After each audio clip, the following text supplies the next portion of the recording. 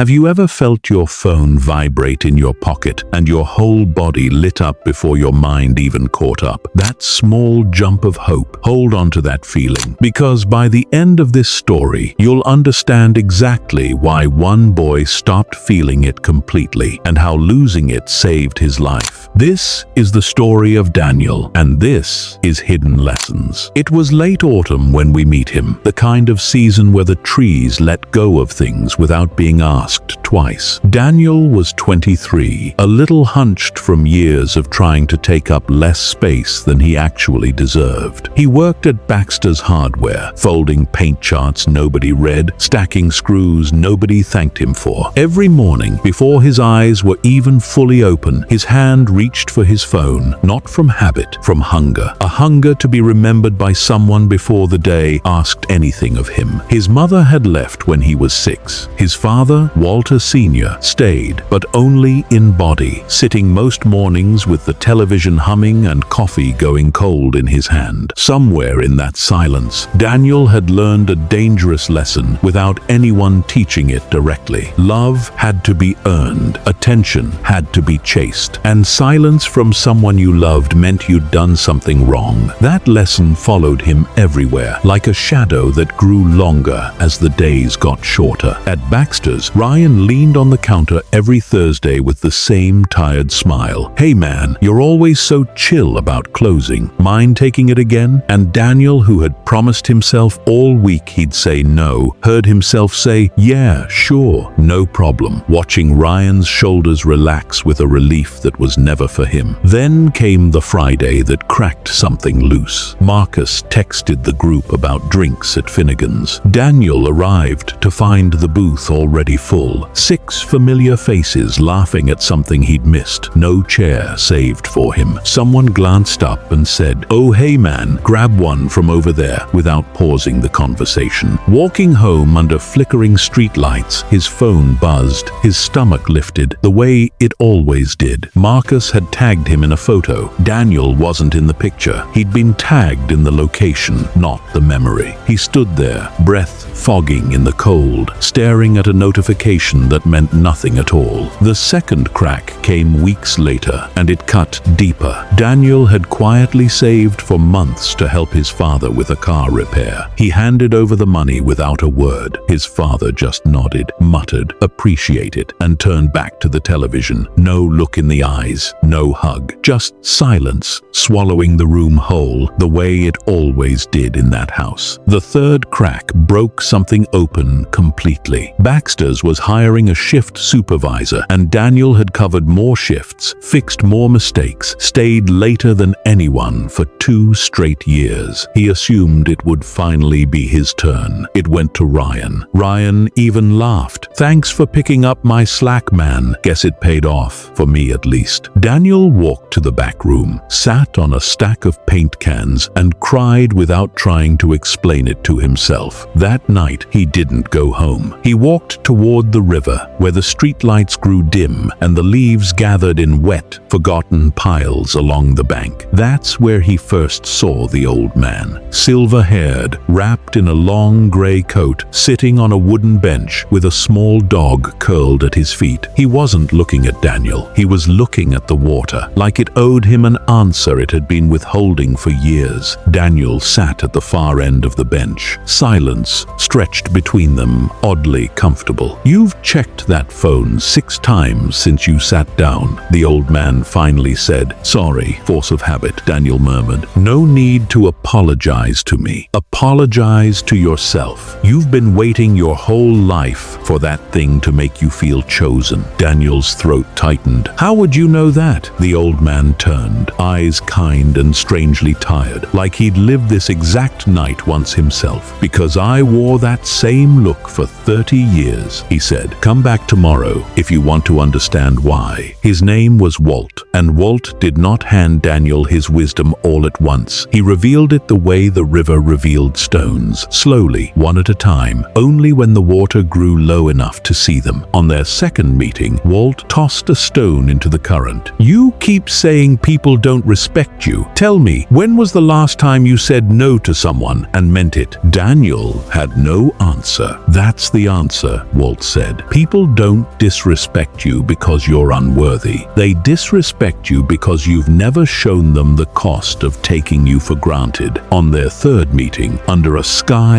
heavy with coming rain, Walt finally said the words that rearranged everything in Daniel's chest. "The moment you stop chasing people, you start attracting respect. Not because you stopped caring, but because you stopped begging." It was on their fifth meeting, weeks later, with frost starting to silver the grass, that Walt finally let something slip about himself. He mentioned a son briefly, the words catching slightly in his throat before he changed direction. Daniel didn't push, but he noticed for the first time that Walt's kindness wasn't wisdom he'd read somewhere. It was wisdom he'd paid for. On their last real conversation, Walt said the sentence Daniel would carry for the rest of his life. "A man who chases everyone belongs to no one, including himself. Peace is not found in being chosen, Daniel. It's found in no longer needing to be." Winter came, and Daniel's life didn't change in one dramatic burst. It changed in small, quiet frames, the way frost changes a window overnight without anyone seeing it happen. He ran along the river at dawn, alone, leaving his phone on the counter, watching the mist lift off the water like it was exhaling something old. When Ryan asked him to cover another shift, Daniel said, "Not this week, I've got somewhere to be," and watched Ryan's face try to process a version of him that no longer bent automatically. One evening, his father surprised him. Instead of the television humming, there was quiet, and his father sitting at the kitchen table with 2 cups of coffee already poured. "Heard you turned down a shift to go running," his father said, almost awkwardly. "Didn't think you had it in you to say no to people." Daniel braced for criticism. Instead, his father slid 1 cup across the table. "Wish I'd learned that before I lost your mother. Chasing peace in a bottle instead of just sitting still like this. It's good seeing you sit still, son." It wasn't an apology. It wasn't a cure for 23 years of silence, but it was real, and Daniel held that coffee cup like it was something breakable. By spring,